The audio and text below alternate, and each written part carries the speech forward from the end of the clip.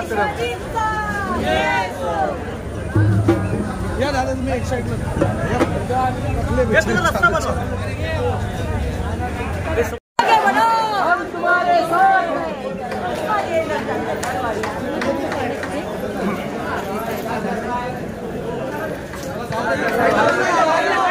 साइडला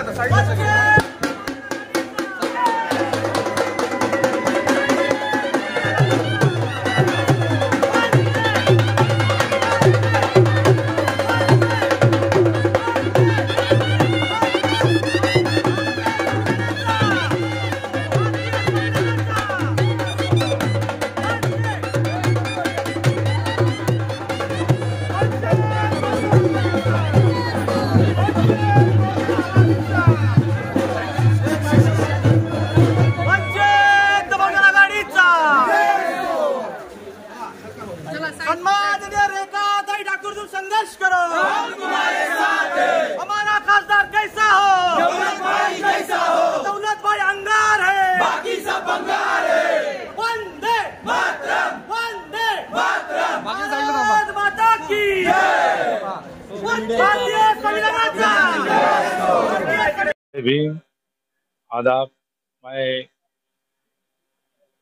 ईशान्य मुंबई का उम्मीदवार सदैव बाला साहब अम्बेडकर ने मुझे टिकट दी है और मैं जितना भी विकास के लिए और बाकी जो भी साहब की जो तमन्ना है उसको पूरा करने के लिए मैं ज़्यादा से ज़्यादा मेहनत करूँगा, कोशिश करूँगा कि हमको दूसरे से कोई लेन देन नहीं है। हमारी पार्टी जो भी मुसलमानों के लिए, वंचितों के लिए जो साथ दिए, तो इसीलिए हम ज़्यादा से ज़्यादा लोगों के बीच में जाके वोट की अपील करेंगे, क्योंकि हमारे साथ तमाम मुसलमान भाइयों से मेरी गुजारिश है कि महाराष्ट्र के अंदर बाला साहब ने मुसलमानों को टिकट दिए और उनके हाथ को मजबूत करने के लिए मैंने ज़्यादा से ज़्यादा अपील करूँ।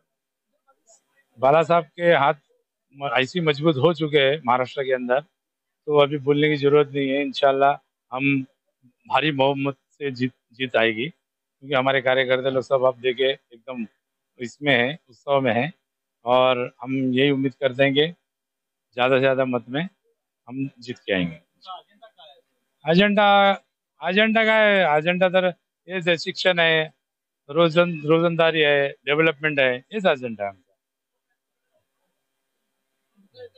वो भी हम साहब से बात करेंगे, क्योंकि बॉम्बे के अंदर क्योंकि किसी की अभी तक तो कोई पार्टियों की ताकत नहीं हो रही। जो पार्टी जा रही सिर्फ पैसा लेके सेटलमेंट कर रही। हम इंशाल्लाह सत्ते में आएंगे तो हम साहब से बोल के डंपिंग ग्राउंड जो मुलुंड वाला है, गवंडी वाला है, वो हम बोलेंगे कि भाई आउट ऑफ मुंबई उसको शिफ्टिंग करो। कसं आहे की मागच्या वेळेस ज्यावेळेस इलेक्शन झालं त्यावेळेस वंचित बहुजन आघाडीची नुकताच स्थापना झाली होती। आता गेल्या 5 वर्षामध्ये आम्ही ईशान्य मुंबई म्हणजे सर्वच महाराष्ट्रात तसं ईशान्य मुंबई ही खूप मजबूत बांधून काढलेली आहे। पूर्ण खालपर्यंत अगदी वॉर्ड लेवल पर्यंत आमचं संघटन आम्ही उभं केलेलं आहे। त्यामुळे जे मागच्या वेळेस मत मिळालं ते निव्वळ एक आम्ही जो विचार घेऊन आलो होतो त्याला मिळालेलं होतं। आता आम्ही अगदी घराघरापर्यंत आमच्या उमेदवार आणि निशाणी पोहोचवणार आहोत आणि वंचितचा जो सगळा अजेंडा आहे, एक तर संविधानावर असलेलं संकट आणि दुसरं महत्त्वाचं म्हणजे या ठिकाणचे जे वंचित बहुजन, मुस्लिम, अल्पसंख्याक आहेत, या सर्वांना संसदेमध्ये प्रतिनिधित्व मिळणं हे आमचे मुद्दे आहेत।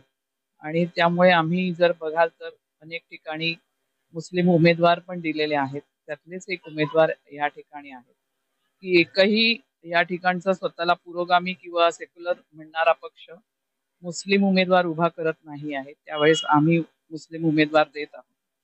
तर खऱ्या अर्थाने या ठिकाणी जर का प्रतिनिधित्व निर्माण करायचं असेल तर कशा प्रकारे विविध जाती समूहांना सोबत घेतलं पाहिजे याचं एक उदाहरण महाराष्ट्राच्या राजकारणामध्ये आम्ही उभं केलेलं आहे।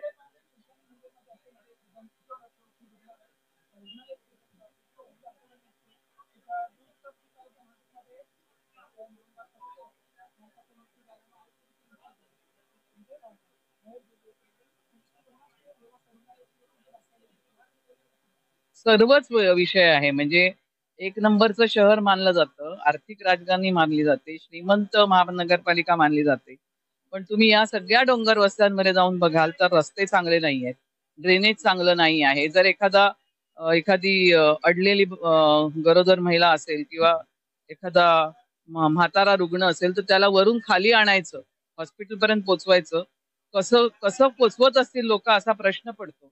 म्हणजे खरं तर लाजिरवाणी गोष्ट आहे की जिथे डेव्हलपमेंट नाही अशा जिल्ह्यांमध्ये ज्या प्रकारचे रस्ते आहेत त्या प्रकारचे रस्ते ह्या इकडच्या सगळ्या डोंगरावरल्या वस्त्यांमध्ये आहे. तिथे सगळा बहुसंख्य इकडचा वंचित समूह राहत आहे. त्यांच्यासाठी या ठिकाणी प्रशासनामध्ये आणि डेव्हलपमेंटच्या प्रोग्राम मध्ये फरक झालेच पाहिजेत, याच्यात काही शंका नाही. आणि ते आमचा जाहीरनामाही या ठिकाणी आम्ही पुढे आणू, जो काही प्रसिद्ध झालेला आहे खरं तर, पण तो तुमच्यापर्यंत कदाचित आलेला नसेल.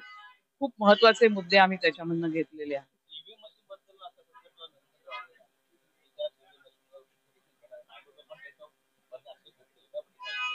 आता त्याच्यावरचे आक्षेप आहेत, त्याच्यामध्ये कोर्टातली लढाई देखील बाळासाहेब त्या ठिकाणी लढत आहेत.